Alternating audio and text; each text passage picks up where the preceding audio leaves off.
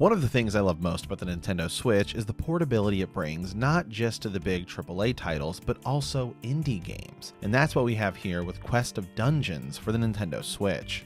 It was originally released in 2014 and has versions on the Wii U, Xbox One, PS4, Steam, and even Android and iOS. But for me, it's absolutely perfect on the Nintendo Switch, with the ability to play in handheld mode. Quest of Dungeons is a roguelike game that's really meant for short, quick pick up and play sessions, but it's hands down one of the most addicting games I've ever played.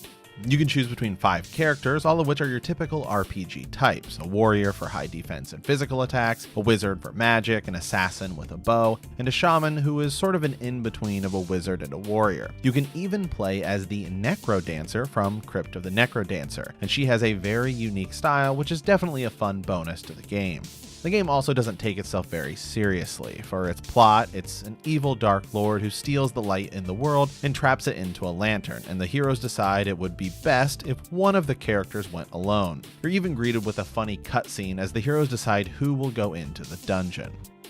Once you get going, you will find yourself in a randomly generated dungeon where you can move freely, but the game is entirely turn-based. But you'll totally forget that until you come into combat, and then you can slow the game down if you want. This is something that's handled very well, allowing you to play the game entirely at your own pace. As this is a roguelike and it's randomly generated, there are instances in which the first or second room you will go into will have a boss killing you almost instantly, but because the game can be played so fast, even deaths that immediately end the game never feel disheartening because of how quickly you can jump right back in. And then on the flip side, you'll find situations where you run out of health and risk attacking a boss who is low on health and successfully kill them, which makes for a great risk-reward system. Throughout the levels, you will find armor, weapons, gold, and new abilities, both dropped from enemies and from chests littered throughout the levels, as well as an item shop where you can sell anything you find or restock on new weapons, armors, and potions. There are additional quests to find, which usually involve killing a sub-boss or finding a specific item, but they reward quite a bit of extra experience, which you will want before you dive into the deeper levels, which I should point out is something that you can do at any time. If you see a set of stairs, you can go down to the next level. This will even let you run the risk of killing higher level enemies or grabbing extra XP before returning back and fighting a boss.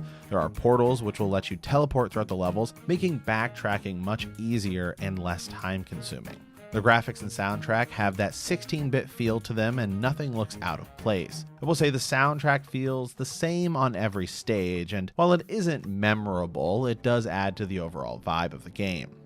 Once you finish the first dungeon, there are 2 more to dive into as well, and being able to crank up the difficulty if you so choose. And I will say the 3rd dungeon will provide a serious challenge for even the most seasoned players. So that, plus playing with the different characters, as well as just diving back in for fun runs, adds quite a bit of replayability to the game.